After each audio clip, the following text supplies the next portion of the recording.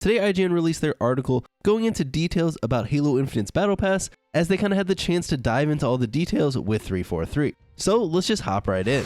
So in case you guys missed it earlier this week, IGN did reveal one of the new map Streets, where they did a map walkthrough, and they also posted some raw gameplay of Strongholds and Oddball. I won't go into too many details about that gameplay, other than it's a little rough. But from what we can tell, the map looks pretty cool, and with that out of the way, let's talk about the Battle Pass. Now, some of this information we did already know from previous Inside Infinite and previous 343 blog posts, but they do expand upon some things and also clarify some questions that we had about the Battle Pass.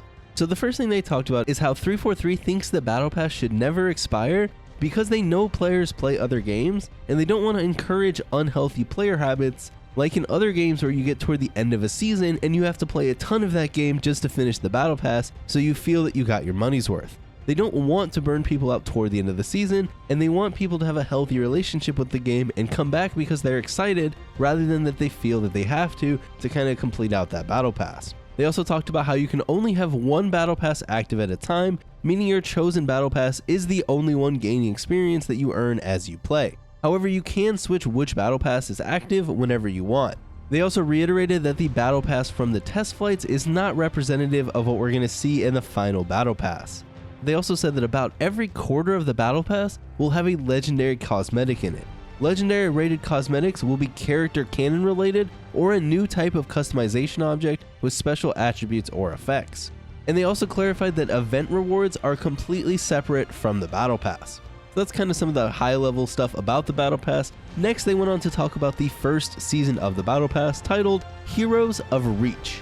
As I'm sure many of you are big fans of Halo Reach and the customization options, in Halo Reach, this season will be pretty interesting to you. So first of all, the first armor core is going to feature Halo Reach customization armors.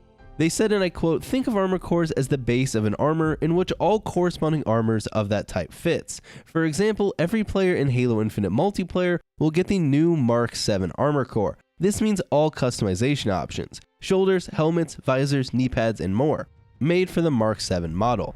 And these can be swapped onto their Spartan so long as that specific core is equipped.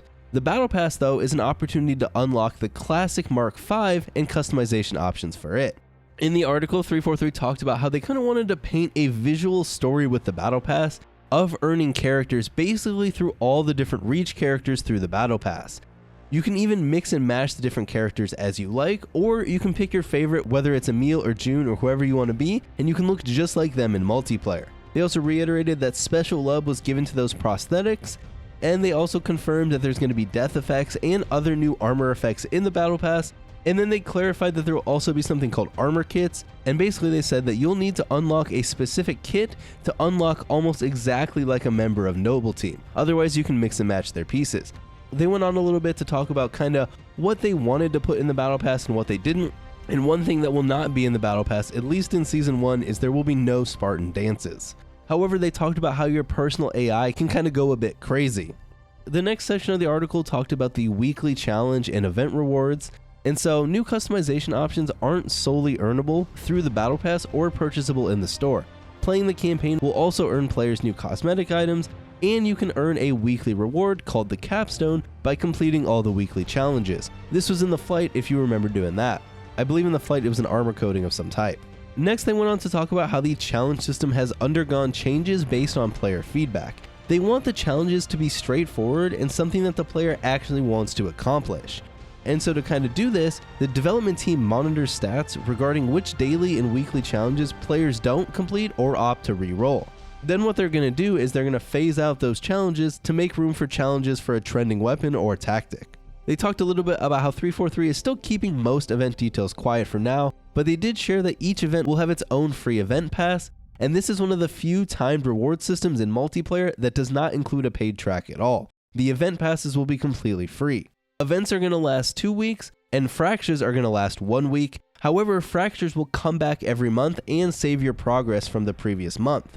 343 said that they will monitor progression through events, and eventually through more testing, see what players respond to in terms of rewards or progress, and kind of grow from there. So this whole battle pass and event pass and fracture system is still kind of a work in progress, and they're going to try and improve upon it over time. The last section of this article is how to unlock the sweet Yorai Samurai armor that we've seen.